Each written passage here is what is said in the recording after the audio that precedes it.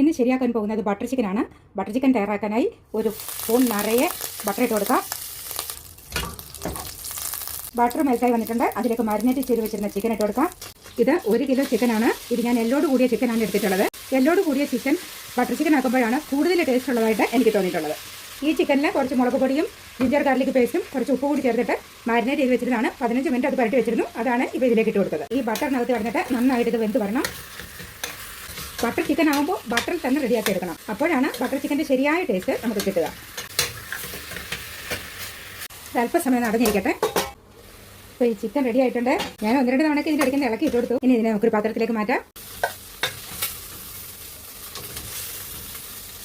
Chicken റെഡിയാക്കിയ അതേ പാനിലേക്ക് തന്നെ ഒരു സ്പൂൺ നിറയെ ബട്ടർ ഇടാം.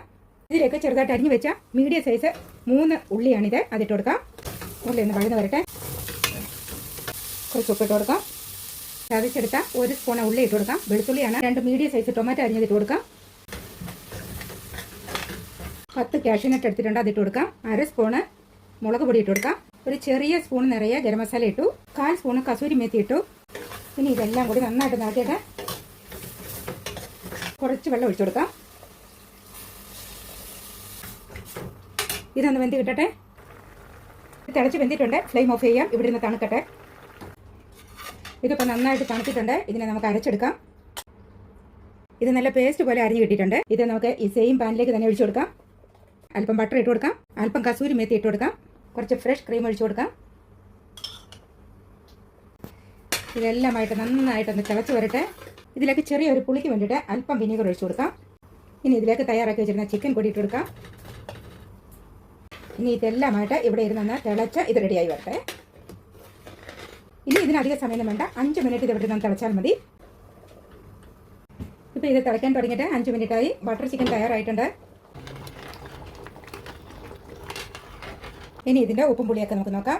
നല്ല അടിപൊളി ടേസ്റ്റിൽ നമ്മുടെ ബട്ടർ ചിക്കൻ തയ്യാറായി കിട്ടിയിട്ടുണ്ട്. ഇനി ഇതിനെ നമുക്കൊരു ബൗളിലേക്ക് മാറ്റാം.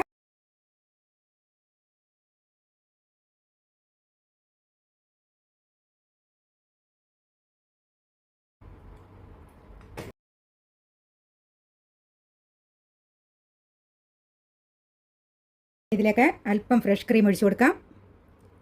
അല്പം ബട്ടർ കൂടി ഒഴിച്ചു കൊടുക്കാം. ഒരല്പം കസൂരി മേത്തി ഇതിൻ്റെ മുകളിലൊന്ന് സ്പ്രിങ്കിൾ ചെയ്ത് കൊടുക്കാം. വളരെ ടേസ്റ്റിയായ ബട്ടർ ചിക്കൻ ഇവിടെ തയ്യാറായിട്ടുണ്ട്. ഇങ്ങനെയാണ് ബട്ടർ ചിക്കൻ തയ്യാറാക്കുക. ഈ ബട്ടർ ചിക്കൻ തയ്യാറാക്കുന്നത് നിങ്ങൾ കണ്ടല്ലോ. ഇത് വളരെ ടേസ്റ്റിയായ ബട്ടർ ചിക്കനാണ്. വീട്ടിലുള്ള എല്ലാവരും ഇഷ്ടത്തോടെ ഇത് കഴിക്കും. നിങ്ങളൊന്ന് തയ്യാറാക്കി നോക്കിയിട്ട് നിങ്ങളുടെ അഭിപ്രായം പറയൂ. Thank you for watching. ഇനി അടുത്ത നല്ലൊരു വീഡിയോയുമായി വരുന്നത് വരെ ബൈ.